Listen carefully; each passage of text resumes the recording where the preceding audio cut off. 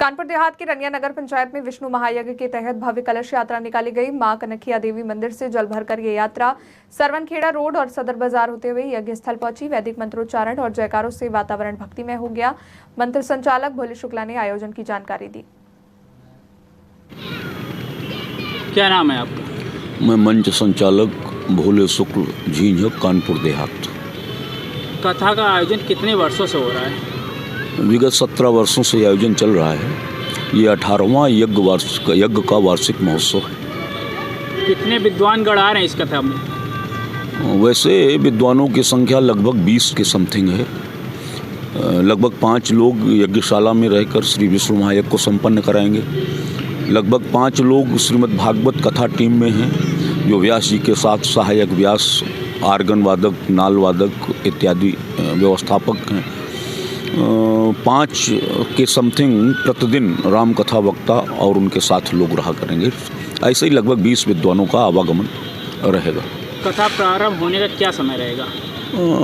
नित्य सुबह 8:30 बजे से 12:30 बजे तक यज्ञशाला में यज्ञ संपन्न हुआ करेगा। 12:30 बजे से 3:30 बजे तक भागवत जी की कथा नित्य हुआ करेगी। 3:30 बजे से 4 बजे तक मंच का संचालन रहा करेगा।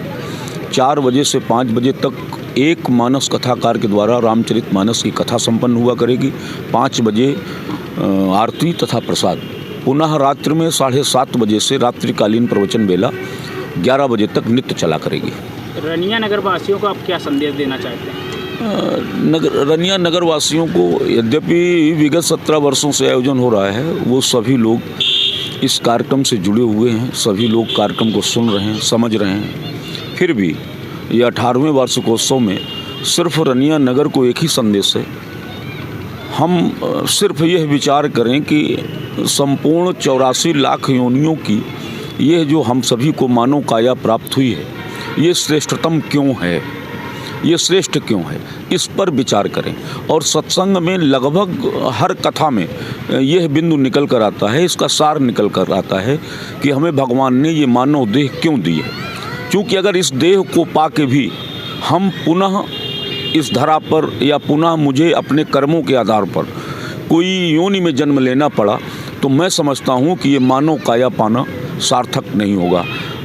धर्म, शास्त्र, परमात्मा के संदेश को समझें, कथा सत्संग से जुड़कर सत्य को पहचानें, सत्य को जानें और सत्य पर चलने का प्रयास करें, ताकि मुझे पुनरप जननम, पुनरप मरणम, पुनरप जननी जठरे सैनम, इसका असर मेरे जीवन में न रहे।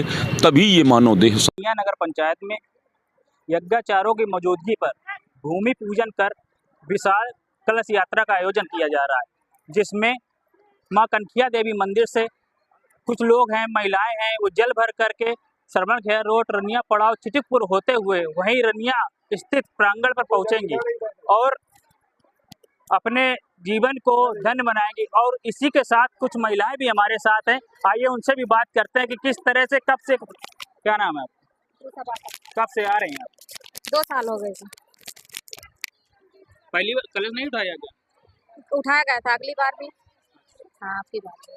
कलश उठाने से क्या होता है? कुछ लाभ होता है? क्या होता है? कलश उठाने से तो बहुत लाभ होता है। क्या हुआ आपको? कुछ लाभ हुआ? क्या लगता है? अब कलश उठाने से घर में सुख शांति आती है, धन धान्य से संपन्न हो जाते हैं लोग। बहुत सारे मतलब अच्छाइयाँ होती हैं कि जो घर में सुख शांति होती है।